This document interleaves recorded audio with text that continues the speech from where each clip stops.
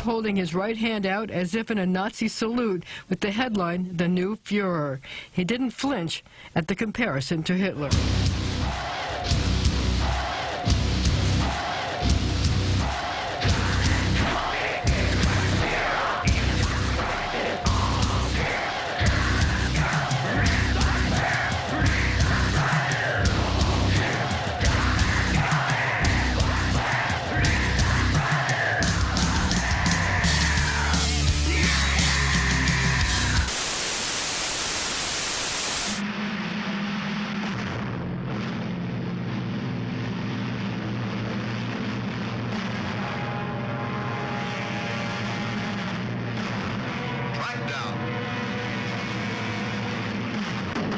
I bring you a message few of you will be able to believe, a message of great importance, a message I alone was able to read in the fires of the universe. But be not afraid, my friends. I also bring you the means with which to save yourselves. Save us from what? From the end of the world, friend, which I don't expect you to believe.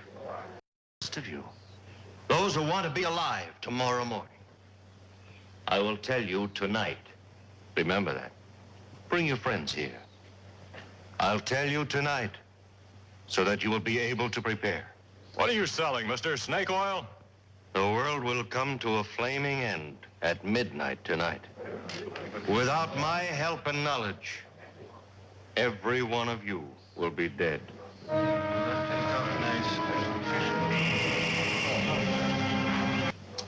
Got a name? Trump. I bet it fits.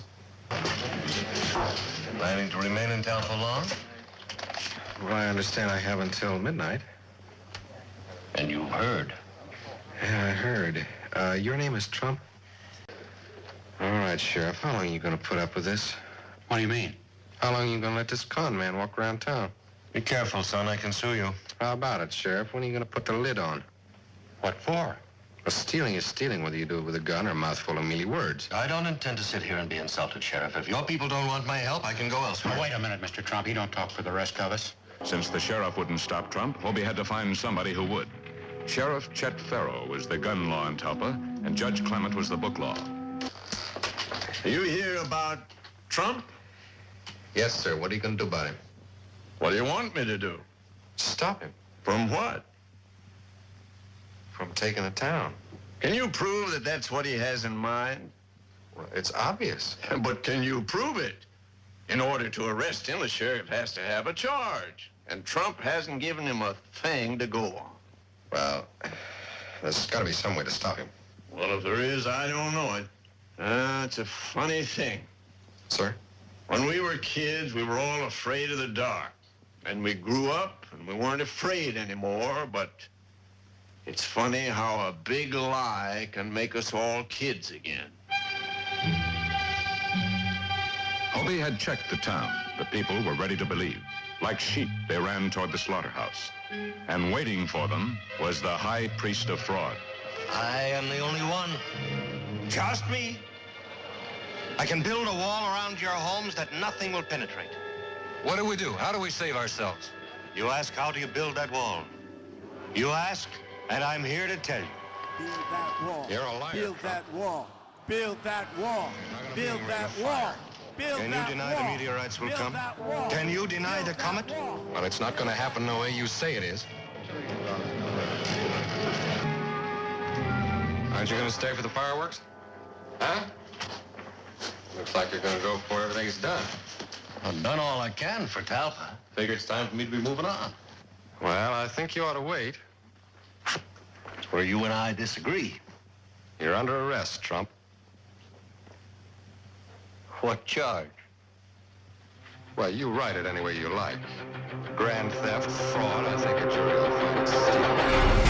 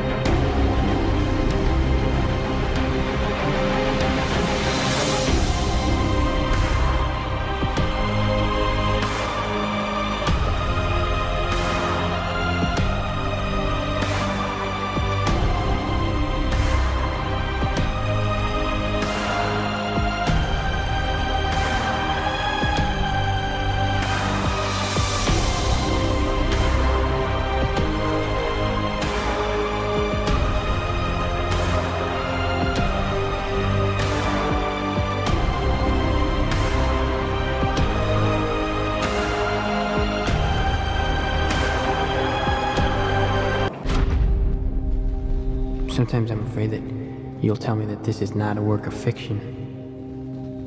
I can only hope that the answers will come to me in my sleep.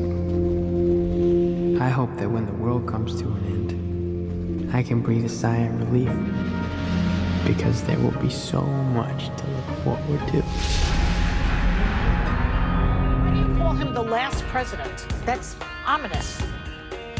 Everything he says is against democracy. He does not respect the rule of law. We are in deep, deep danger. Also in the film, you draw parallels to the rise of Trump with the rise of Hitler in 1930s Germany. Well, going too far? No, I read a book back in the 80s called Friendly Fascism. And Bertram Gross said, the fascism of the 21st century will not come with concentration camps and swastikas. It will come with a TV show and a smiley face.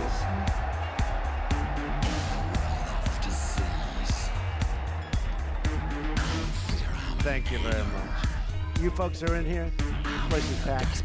There are lines that go back 6 blocks. Tell them about when the Reichstag burned down and how scared everybody got. Well, and then their parliament, which was called the Reichstag, burned down like a month after Hitler is elected. Some people said Nazis did it, some people said communists did it, whatever, but it didn't matter really who did it. It was a terrorist act, and Hitler, as president, used that terrorist act to start eliminating the rights and the freedoms of the people of Germany, and the Germans went along with it because they were afraid that a terrorist had burned down their parliament building. And we have to be very careful, because I do believe this will happen. Whether it's an actual terrorist attack, which we're all, God forbid, afraid that could happen again, or whether it's something that is planned, or whether it's just some crazy, nutcase. One person does something, and it's blamed on a whole group of people. We, at that moment, my friends, please, if I could say anything this morning, when that happens, when this so-called national emergency happens, please, yes, let's protect ourselves. Do not give up our rights and our freedoms. This is our democracy, and I'm afraid that this president will use that moment, as he does other moments, to go into strongman mode. He admires all these strongmen, his friendship with Kim in North Korea, all of these people that he admires. National emergency happens. So-called national emergency happens. So-called national emergency happens. We need to do simulations. So-called national emergency Germ games, not war games. National emergency so that we see where the holes are. That is planned, or whether the last time a germ game was done in the United States was back in 2001, and it didn't go so well. Or whether so far the score is germs won, people or whether 0. it's something that is planned.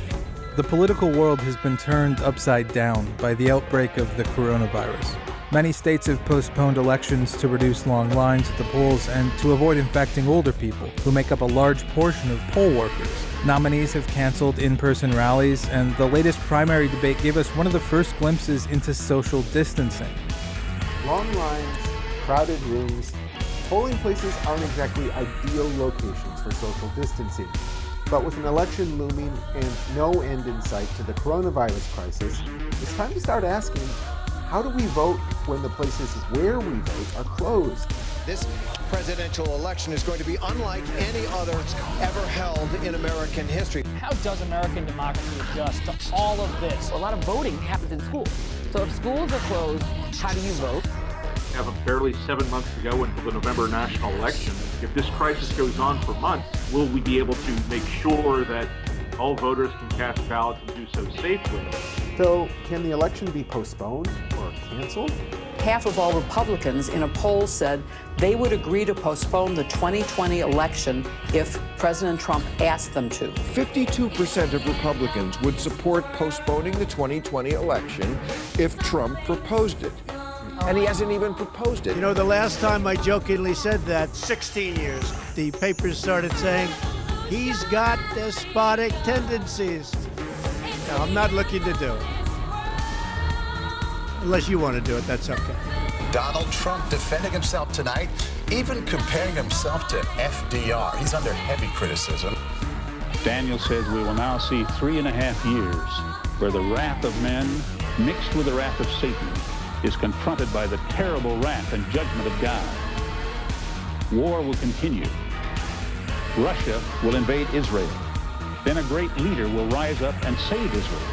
After decades of division and conflict, we mark the dawn of a new Middle East. These agreements prove that the nations of the region are breaking free from the failed approaches of the past.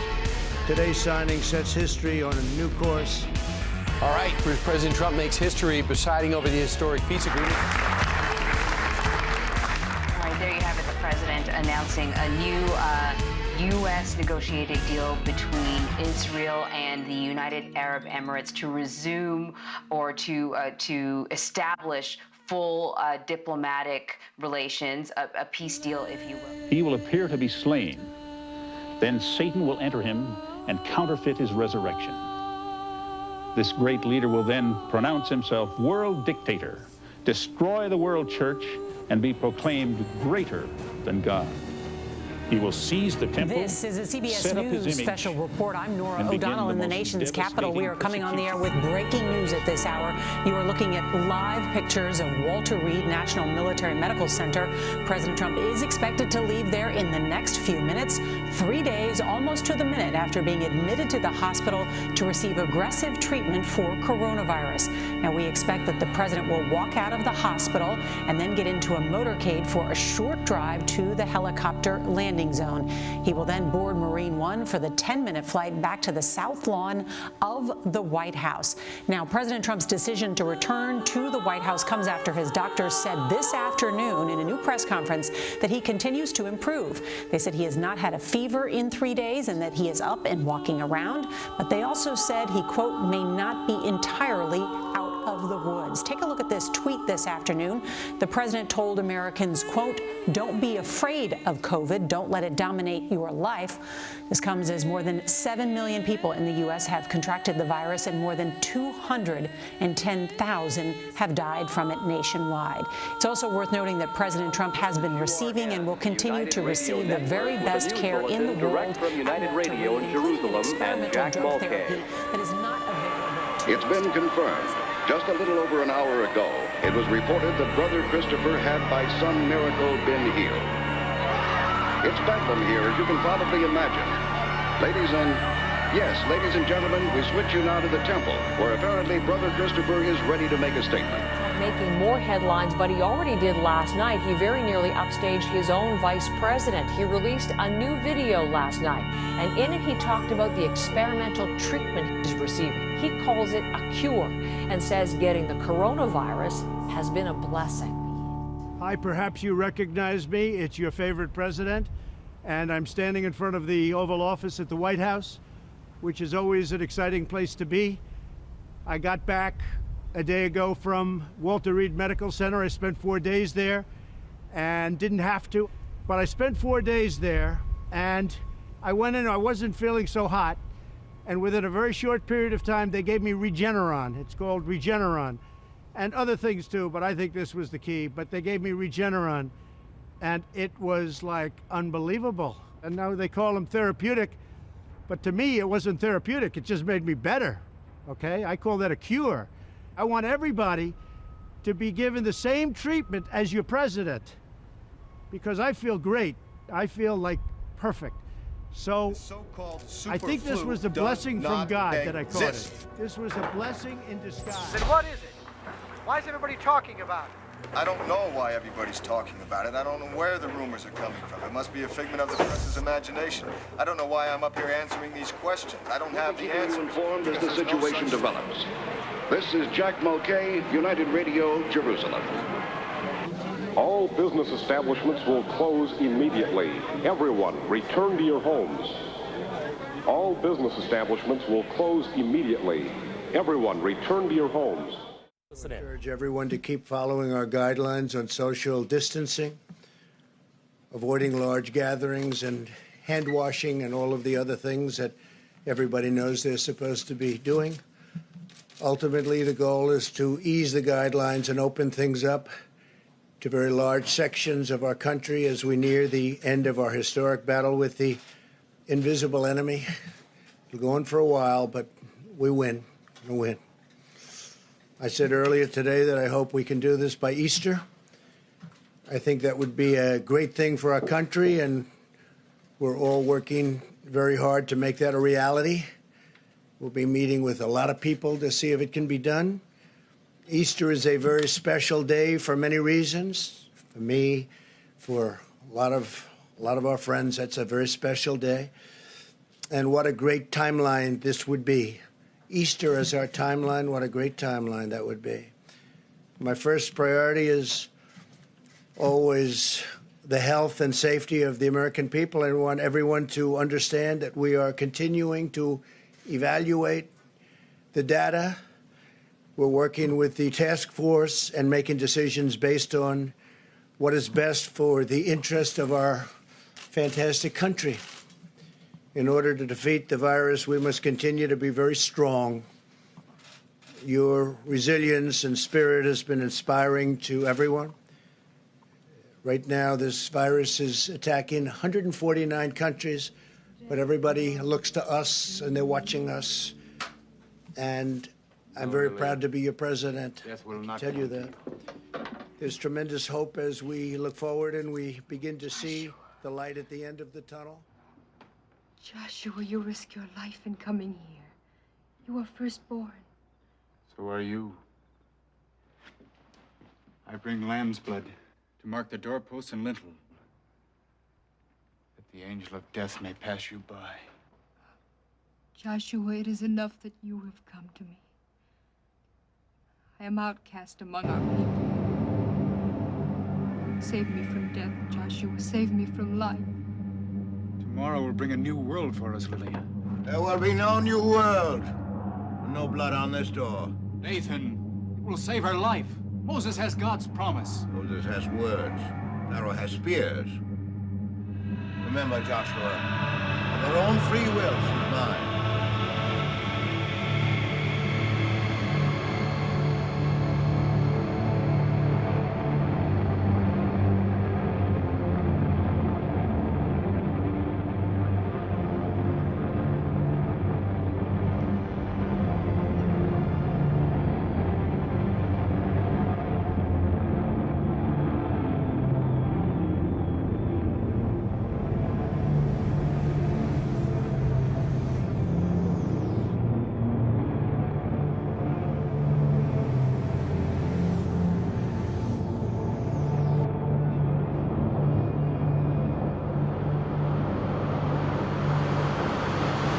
Is SARS-CoV-2, the novel coronavirus that first appeared in humans in late 2019. These are some of the first close-up views of the virus, made using a very specific imaging technique that can see things far too small to be visible under a normal microscope.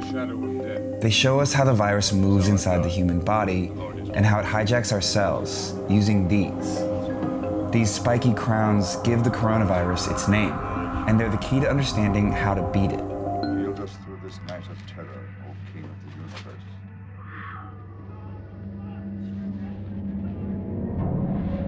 Why is everyone afraid? Why is this night different from all others? Because this night the Lord our God will deliver us from the bondage of Egypt. Should not be afraid for the terror by night. At all. Pharaoh's soldiers. Worse.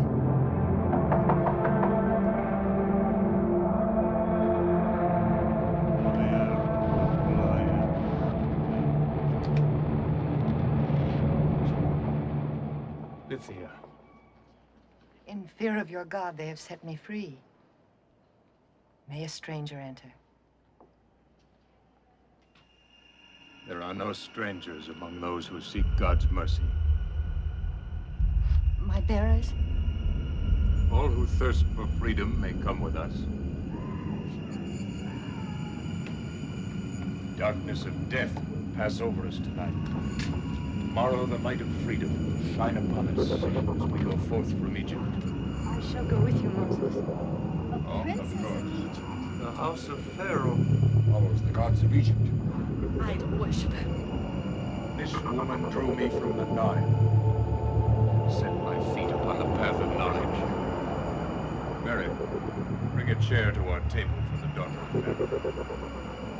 It's a great light that shines from your face, Moses. Someday I shall come to understand it.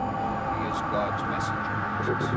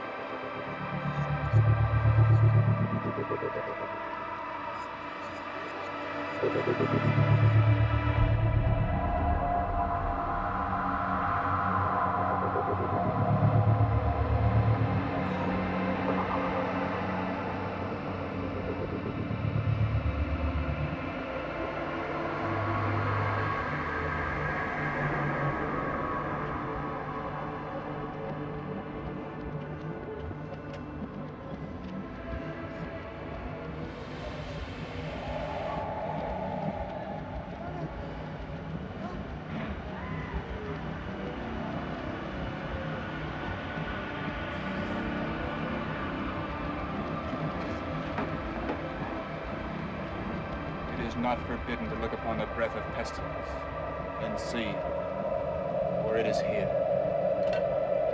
Do not look at yourself. Close the door, Joshua. Let death pass.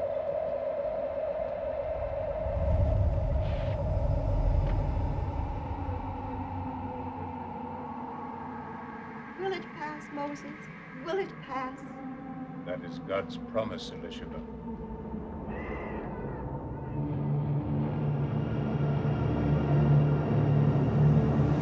Blessed art thou, Lord our God. Give forth bread from the earth.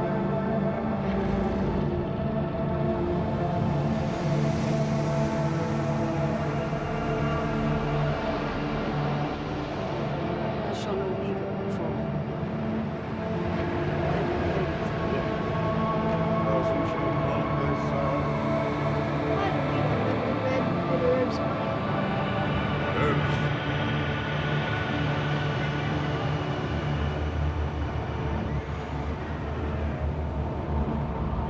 Remind us of the bitterness of our captivity, Eliezer. Knowledge. This is the bread of haste. You will remember this night, generation to generation.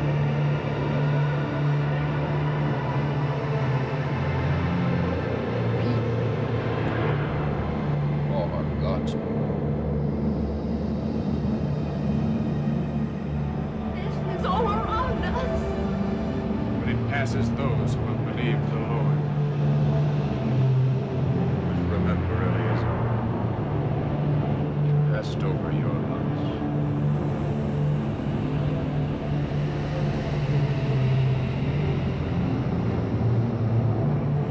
Are the captains of Egypt afraid of a night mist? Death cries everywhere. Some devil's curse, look!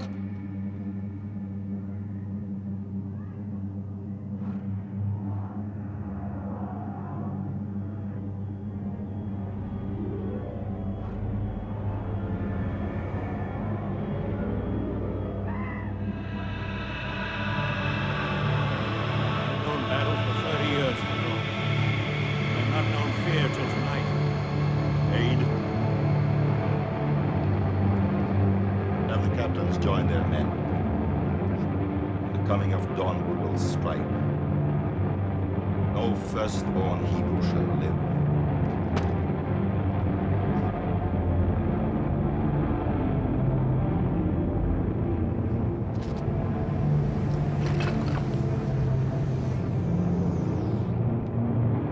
Let the Hebrews go, Greg. We are all dead.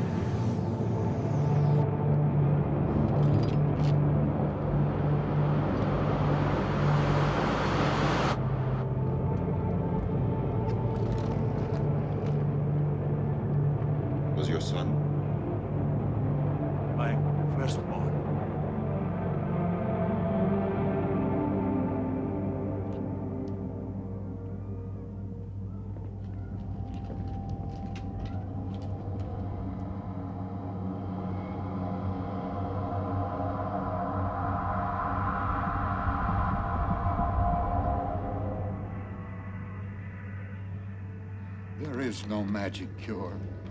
No spell to use. It's the firstborn of Pharaoh. We have no skill before this pestilence.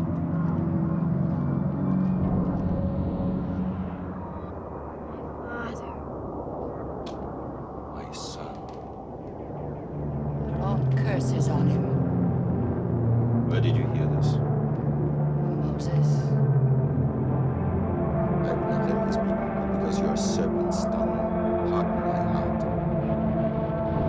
I only thought to keep Moses here. You might recognize it by now. This is SARS-CoV-2, the virus that causes the novel coronavirus COVID-19. A single cell is just 120 nanometers in diameter. Here it is at 12 million times magnification, a microscopic virus that's turned the world upside down. Each cell of the virus is made up of several parts. On the outside, it's covered in nodules topped with distinctive protein spikes. It's these spikes that give the coronavirus family its name. In Latin, corona means crown, see? And the name COVID-19 simply means coronavirus disease of 2019. The corona protrudes from the glycoprotein membrane, an envelope of lipid molecules that coat the virus cell's body. This fatty layer of skin is very delicate and it falls apart when it meets soap. And that's why, for now, soap is our best weapon against the virus and why you should take your time washing your hands. After 20 seconds, soap penetrates the grease and grime on the hands enough to rip the virus membrane apart, killing it. Under that oily skin is where the real trouble lies. Inside each cell is a small sample of RNA, ribonucleic acid. It carries the virus's genetic code and allows it to multiply, leading to infection. But how does the viral RNA get into our bodies? It comes back to those protein spikes. After the virus has entered the human body, it uses those spikes to attach itself to a healthy cell in the respiratory system. Once that's done, the viral RNA is released and the takeover begins. The cell reads the viral RNA and makes proteins that keep our body's immune systems suppressed. That allows the virus to reproduce and multiply, killing healthy cells and potentially causing lifelong damage or death.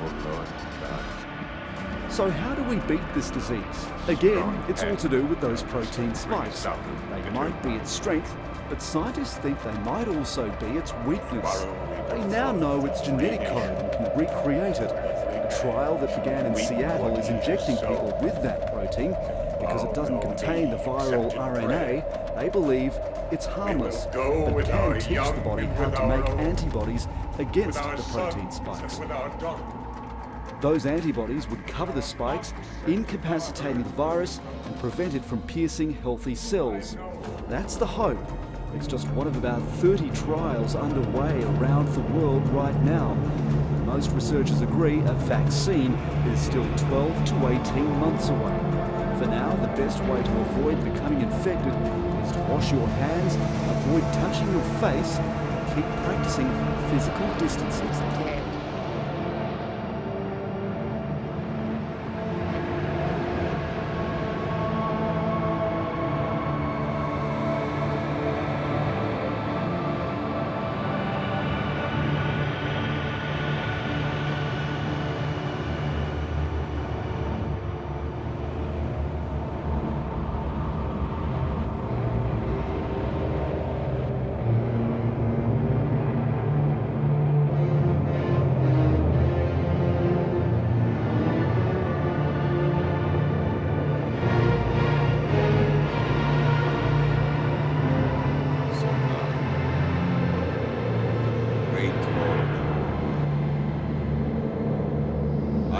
have denied without the meeting. Bow before him now. Show that you have power above the power of Moses. Restore the life state of sin. Guide back his soul across the lake of death, place of living men. And I will raise a temple to the mighty and of worlds. Hear me, dread Lord of Darkness.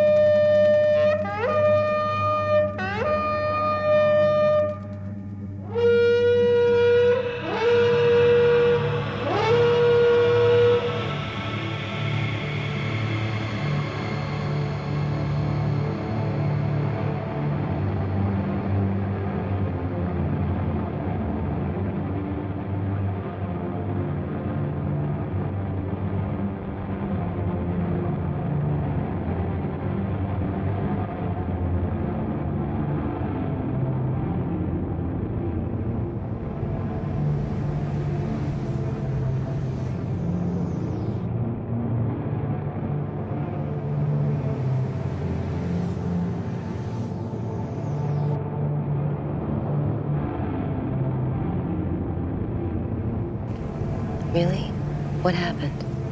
The computer, Kathy. The computer has been the most innovative and time-saving device known to man. Paid bills, made travel reservations, cooked meals. It's the new golden calf. A computer that speaks and convinces people that it thinks. Hundreds of millions of people will worship that inanimate object. And it's in the temple. My friends and loyal subjects, for the last 4 years, we have worked together to overcome the greatest physical hardships the world has ever known. World war, drought, famine, pestilence, fire, earthquakes, and volcanoes of unprecedented violence. But we have prevailed, thanks to our fantastic computer technology and the intervention of His Satanic Majesty. Where, dear friend, was the loving God of creation during our recent perils? Was He helping mankind, the children of His creation? No. On the contrary, it is He who has visited these disasters upon us. And to you, God, God of wrath and destruction to mankind, I say, do your worst, but we will prevail. Ladies and gentlemen, you have just heard Brother Christopher, live via UTN, the United Television Network, bringing you the evening message. The message will be brought to you tomorrow night, 1 hour. Anti-Christian sentiments and modern technology is a frightening one. Imagine not being allowed to enter a country because of your beliefs. The idea seems unreal, yet in his speech to cutting-edge electronic identification insiders and immigration officials from all over the world, Jerry Webster, a spokesman for the United States INS Department, spoke of how countries are now sharing information on those deemed to have dangerous beliefs. But identifying marks, especially some kind of tattoos that identifies somebody with being maybe a member of a particular cult or a particular subversive group that's international. We're certainly talking of sharing at least those images. How could so-called subversive groups be tracked? It may come as a surprise, but the technology is already in operation. If you go through Terminal 3 at Toronto International Airport, the United States Department of Immigration has a biometric scanner which you can use if you sign up for the program. It's called InsPass. And in order to sign up for this program, you give the US Department of Immigration a handprint, and you pass through this system, put your hand on a reader which reads your handprint. After having read the information that's encoded on your card, you punch in your flight number on a little terminal, and the gate goes open and you walk through without having to talk to a customs or an immigration officer. I certainly feel that someday we will all be identified by our biometric, both for use on an ATM machine. We will walk up and put our finger pattern, our hand geometry, or our eye scan in front of that machine, and we'll be accepted right into the system and welcomed, and we'll be able to transact our business. I believe biometrics will be used in every part of our life someday. I believe it will be used to unlock the door to your house, to start your car, to transmit transactions or get on your computer. Everything you do will require that you prove who you are. The principle of being able to identify people is a reasonable one, and in many cases we want to be able to identify people. We want to make sure that you're using your credit card. We want to make sure that your health data is being associated with your previous medical record, so that the principle of identifying people is perfectly reasonable. The question is, as with everything else, how are we going to place limits on this so that it's not used in other ways that we don't think are appropriate? Technology is always born to faces, and it is the timeless problem of society to ensure that technology serves humanity and not have humanity serving technology. The latter equation is the Orwellian life. We're getting closer to the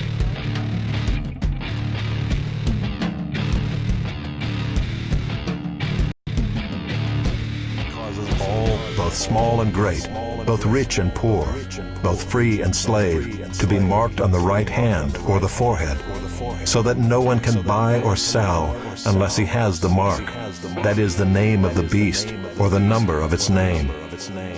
This calls for wisdom. Let the one who has understanding calculate the number of the beast, for it is the number of a man, and his number is 666.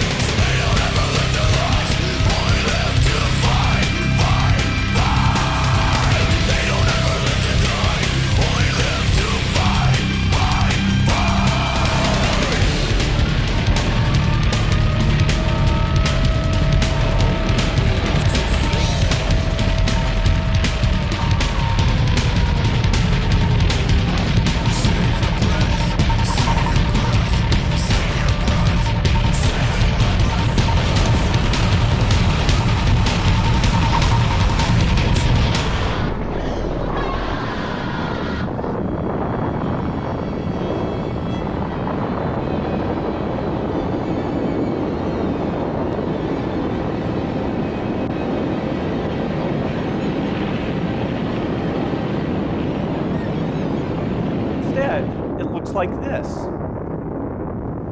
Instead, it looks like this. Instead, it looks like this. Instead, it looks like this. Instead, it looks like this. Instead, it looks like this.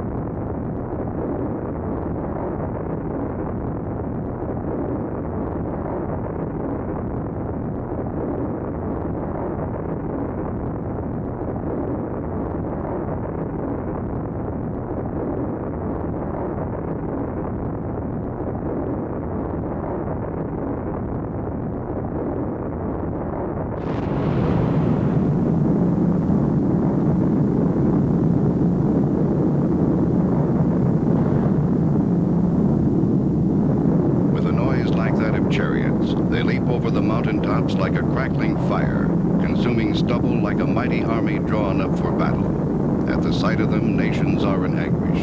Every place turns pale. But Jesus said in John 3:16, "For God so loved the world that he gave his only begotten Son, that whoever believes in him should not perish but have eternal life."